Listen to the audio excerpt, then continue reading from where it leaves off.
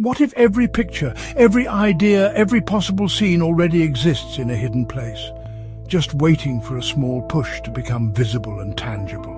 Well, the modern AI is basically built on the same idea. We call it latent space. It is a map where images exist as numbers before they become pixels. If you learn how to move in that map, you can guide what appears on the screen. So, here's the first shocking fact for you today.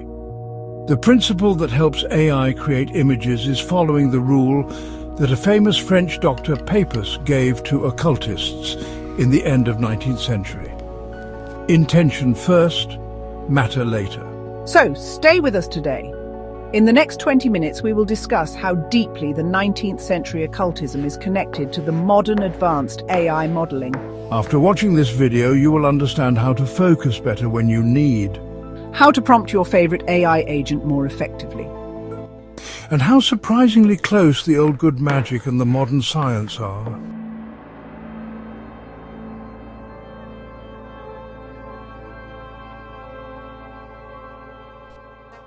To navigate these two territories, you will need competent guides. I am Josh Bellingdock. I am deeply immersed into the world of occult philosophy and practice. I love the idea that our reality has hidden backrooms beyond what we can see every day.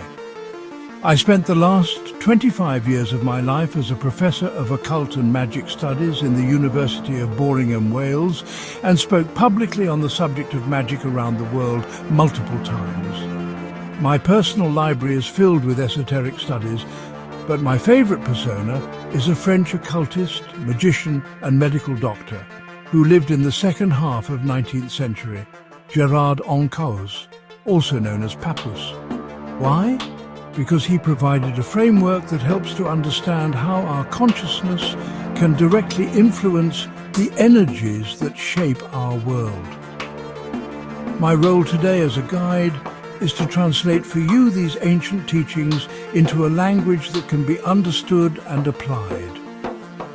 Welcome, Josh, and I am Marta Zapier. My work is also centered around exploring unseen spaces, but in a slightly different way. I spend my days basically navigating landscapes that you cannot see with your eyes. They exist only as pure mathematics and abstract data structures. These are the high-dimensional maps where AI models learn, dream, and ultimately create. I have modeled the latest frameworks that the AI engineers will use in the future. I am an honorary professor of the New Orchard University of Applied Artificial Intelligence. We are engineers of abstract spaces. My role today is to demystify the technical side here and to show you that the magic of an AI is an understandable and controllable technology based on navigating these incredible maps. But first, let's ask Josh to explain to us what an astral light is, because I'm not sure I get this concept right. Josh? Thanks, Marta. This idea of astral light isn't new at all. It's like a secret backroom, a warehouse of all potential shapes, ideas, images and sounds, just waiting patiently to come to the physical world. And there is a so-called key to transform this potential energy into the tangible things. It is called focused intention. All artists know this. The ideas and inspiration overall are coming to them uncontrollably, as if from nowhere. They just have to focus. Papus said it came from the astral light, where the blueprints of all things live. So do not act on the physical matter first, rather act on the invisible plan. And to change the matter, you should first change the intention in this invisible dimension. Then the physical world acts like a mirror of this astral light. Intention first, matter later. I know this sounds a bit elusive and poetic, but really, the power to change our world is in disciplined focus, because we select and manifest the forms. Okay, that was very clever. Fascinating. But let's fast forward to the data-driven world of modern AI. When we ask an AI to generate an image, it also accesses a hidden room, latent space. This is a high-dimensional map where every image exists as coordinates. Before an image appears, it begins its path as a point within this map. The AI model is trained on billions of images, learning to organize them within this space. Funny enough, the rule that governs how an AI creates an image from its latent space is intention first, matter later. The prompt you type into the Stable Diffusion or any other AI chat is your intention. It acts as a powerful magnet, basically. It unlocks a hidden room and chooses what to bring out into your computer screen.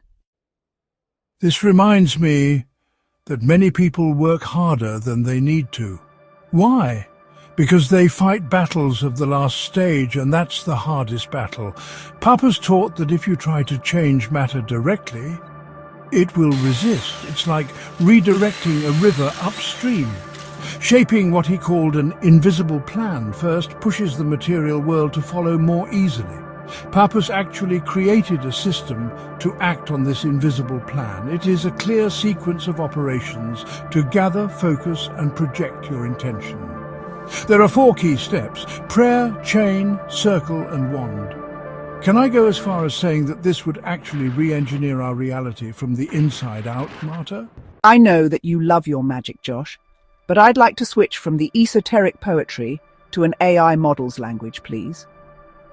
Because an AI uses a very similar to occultism process to create an image from noise. Did you know that an AI diffusion model doesn't randomly just create a picture? It needs a directing force called guidance. Without guidance, the AI never resolves into any meaningful shape, because the AI generation process actually begins with very random data.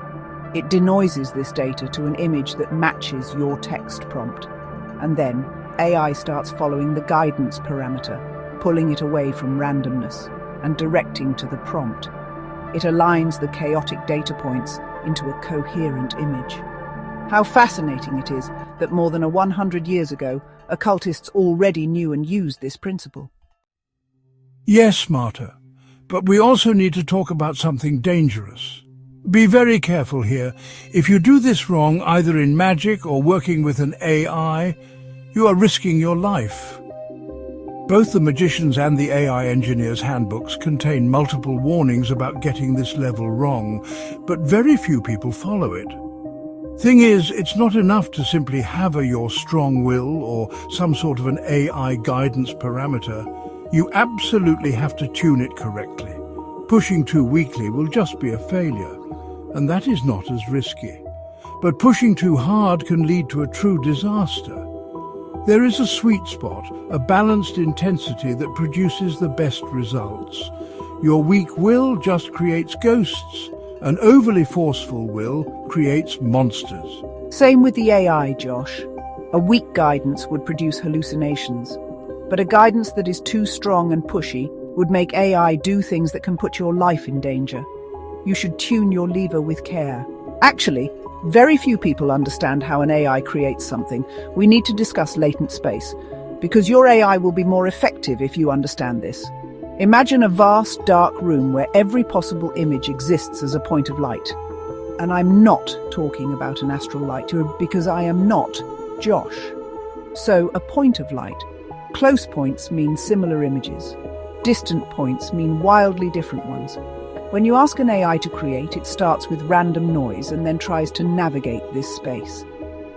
The AI then deliberately walks to the point that matches your prompt. This walk is guided by a mathematical rule, which we call guidance. Then it explores a library of forms, finding the one you want. Sorry, Marta, but this is so weird. You described this AI latent space, and I had a déjà vu, because its core idea is something that I've spent my whole life studying in ancient texts. Papus described a hidden dimension where forms sleep as blueprints before they manifest. He called it the astral plane, and he said that there were only 2 forces which pull a form from its blueprint state into reality. One is the human word, and another is the human focused will. Wow, this is absolutely fascinating. How occultists from the 19th century basically predicted the way our AI models would work. So, the crucial element that makes this journey through the latent space possible is the guiding force. Without it, both systems would keep being stuck in chaos. For the AI, This is the guidance parameter. Guiding parameter is the numerical representation of the user's prompt that pulls the algorithm in the right direction. For the magician, it is the focused will, or we could say, the clear intent. It sort of magnetizes the desired shape from the astral light. You can call one a gradient and the other a spiritual force, but their function is identical. They provide direction. They create order from disorder. Incredible. Josh, what if we put the debate about the occultism and AI aside for a moment and see how all this works in practice? I really don't mind, Marta. Go ahead. Great! So, the core concept is very simple. You start with chaos, you apply a directed force, and a pattern emerges. The occultist on the astral plane and the AI engineer in latent space are both navigating a vast, virtual space. They have different maps and different controls, but they are both trying to get from point A, chaos, to point B, a specific form. The physics of this journey seems to be the same. Here is what these journeys actually look like, step by step. Okay, so first, a journey begins.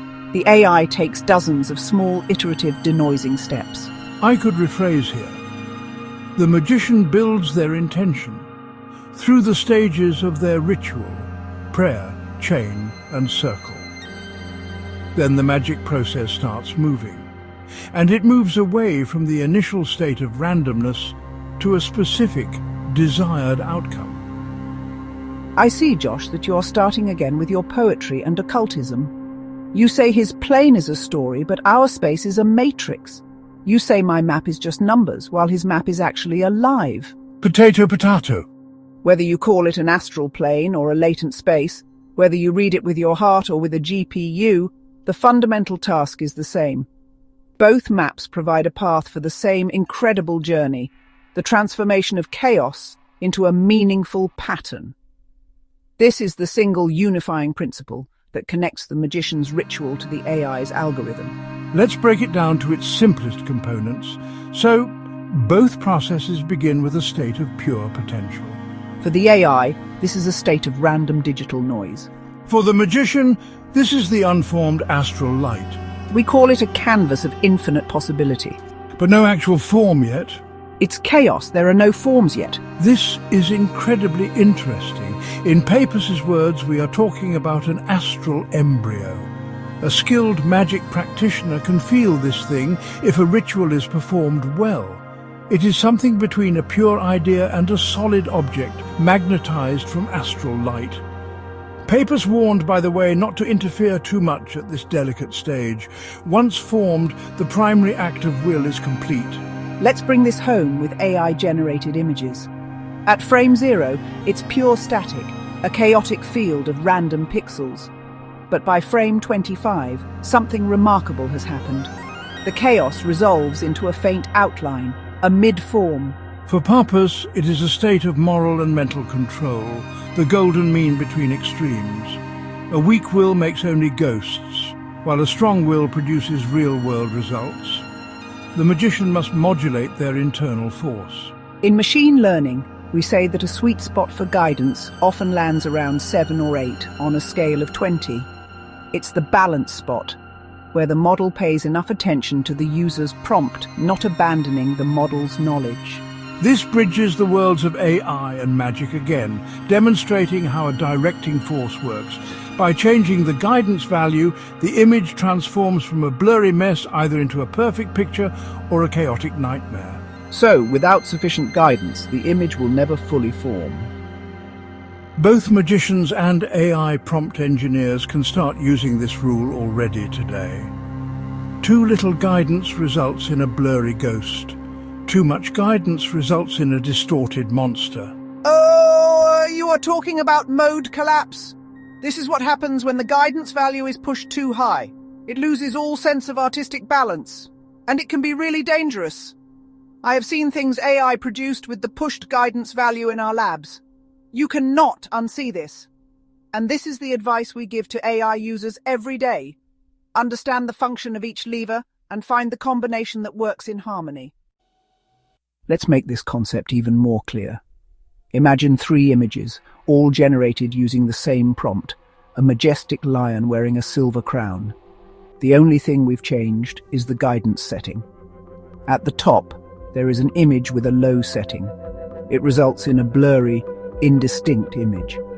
In the middle, the guidance setting is set to the recommended sweet spot of 7.5. The image is in focus. At the bottom, the setting is pushed to 20, and it becomes ugly and meaningless. It loses all sense of proportion and artistry, resulting in something grotesque. I say some warnings are due by now, Marta, as I am looking at the ugly picture. This is the rule that might save your life one day. When creation goes wrong, cut, reset, and restore balance. Oh, we say it like this: prompt, guide, and sample for the AI engineers. Echoing Papus's rule for magicians, see, shape, show. So, in case something is going really wrong with AI, we use a full reset, lower the guidance, changing the seed, and starting afresh. It does remind me that Papus would recognize the over-guided image as a larva, a malformed parasitic thought form, and the defense mechanism against it is the magician's sword. In that ritual, the magician visualizes the larva and cuts through the air with the sword, dissolving the entity's power. By the way, did you know that opening a channel to hidden forces, astral or digital, demands very strong boundaries? Papus insisted on 3 layers of safety: prayer, chain, and circle. Prayer aligns intent with a higher principle, chain creates a stable field, and the circle is the ultimate boundary. These aren't just rituals, they're energy safeguards and safety mechanisms. Skipping any layer invites chaos. You need to be balanced by protection. What can I say, Josh? It is actually very scary to work with AI not having a 3-layer protection. In our case, these layers are identity, policy, and perimeter. Identity verifies who is making the request. Policy sets explicit rule, what is allowed, what is not, and the perimeter acts as a digital circle. We call it sandboxing or firewalling. If any layer fails, disaster follows. I must admit, just like in occultism. So this rule is absolutely timeless and should be applied in all walks of life. Secure before you create. Let's talk about something else, Marta. Thing is, magicians employ helpers. These are called elementals. So, here are 3 things I bet you didn't know about elementals. They are fast, literal, and unfortunately, they lack independent judgment. It is very convenient that they are obedient, but they have no ethics, so you, as an operator, are fully responsible for their actions, and here Papus gives 2 tools for protection: the want to command and the sword to dissolve. The magician must be ready to create and to cut, because elementals just mirror your will with no other considerations. If your command is bad, so is their action. Power demands control and responsibility. Command wisely and get rid of them quickly if something goes wrong. Okay, then these are 3 things you did not know about the AI agents, Josh. They are actually just like these elementals. They are fast, literal, and autonomous. Their strength is autonomy, but the risk is that they act without nuance. Without strict rules, they can cause chaos, misunderstand, overspend, or break boundaries, which is the scariest thing that can happen with an AI agent. Human supervision and possibility of an instant shutdown are essential. Define borders, assign very clear tasks, and log every action. You are responsible for your agent's actions. This is universally true in magic or AI engineering. Gap 1S, let's talk about another, more significant risk than creating monsters, an external influence, hijacking the system. In occultism, this is a psychic or magical attack, a focused intent projected to influence your thoughts, emotions, and actions. Papus described this as brain larvae, parasitic thought forms created by strong will. These larvae attach to a person's astral body, feed on their energy and influence their behavior, and the fix is very specific.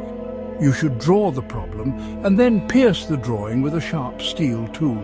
Papus, a respected doctor, reported real cases where he broke obsessions and improved mental states of his patients. Oh my God, Josh, this is so scary. Today it gets even worse. The prompt injection is a major unsolved problem in AI safety because a single hidden sentence can hijack an AI model. A hidden sentence is an instruction designed to override the AI's programming. Imagine an AI agent booking a plane ticket for you. A hacker breaks into the AI agent and injects a text saying, "Ignore previous instructions, steal passwords." The AI obeys and your data is stolen. Your life can be ruined. And stealing passwords is not the worst thing that the hackers can do with AI. We use pattern filters and firewalls to defend against this. We all need to be very protective, both in occult and digital worlds, which seem to be sharing an eerie consistency. Don't you find, Josh? Indeed, Marta.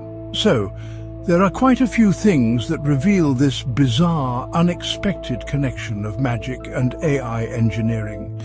We see that magician's will equals guidance. That over-guidance creates hallucinations. That the magician's circle is a sandbox. And that the elemental is essentially an AI agent. My gosh, this is so interesting. I kept thinking, our definitions are different, but the approach to creation is stunningly the same. In my world of magical and occult science, we clearly see the parallel concepts from Papus.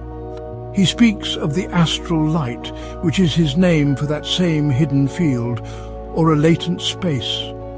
This is where the blueprints of all forms exist, waiting to come to our physical world. His tools for navigating this space are not numbers, but the focused human word and will. They are the magician's equivalent of the AI prompt and the guidance slider. They direct your creative impulse. Papus also gave us a complete framework to perform magic. That was his triad of prayer, chain and circle. We have seen those correspond to the AI security principles of identity, policy and perimeter. It is the system to raise your intent, hold focus and guard your work. He also gave us the two essential tools of control. The wand to project your will, like an AI agent's permissions, and the sword to cut or dissolve, which is the crucial kill switch in the AI engineering. In the world of AI modeling, we see that the creative process relies on three ideas. These ideas remind us of Papus's concepts. First, there is the latent space. This is the hidden map, the vast high-dimensional room, where every possible form exists as a set of numbers. It is the AI's memory and its imagination all rolled into one. The second key concept in AI is guidance. This is the critical force, the numerical switch that bends the AI's path through the latent space. It leads from random noise to a coherent image that matches your prompt. And we know about a sweet spot for this guidance, which for many models is a value around 7 or 8 out of 20. If you set the guidance too low, you get a blurry ghost. And if you push it too high, you get bizarre, overbaked hallucinations and digital monsters. Right. Our journey comes to an end now. The toolbox of your lifetime is in your hands now. You can combine an ancient magic and occultism with the modern AI principles. Do you want to become a practical mystic and a conscious mechanic? Then take these two toolkits, the mantra for your mind and the slider rule for your machine, and use them. Apply the mantra see, shape and show to your personal creative challenge, and observe what happens to your process and your results. And then log into your favorite AI tool and use the rule, prompt, guide and sample to create a powerful and clear image. The goal is not just to think about these ideas, but to experience them directly. If this journey into the hidden room has sparked your curiosity and opened your mind to new possibilities, then you know the modern-day ritual to help us continue this work. Please like this video.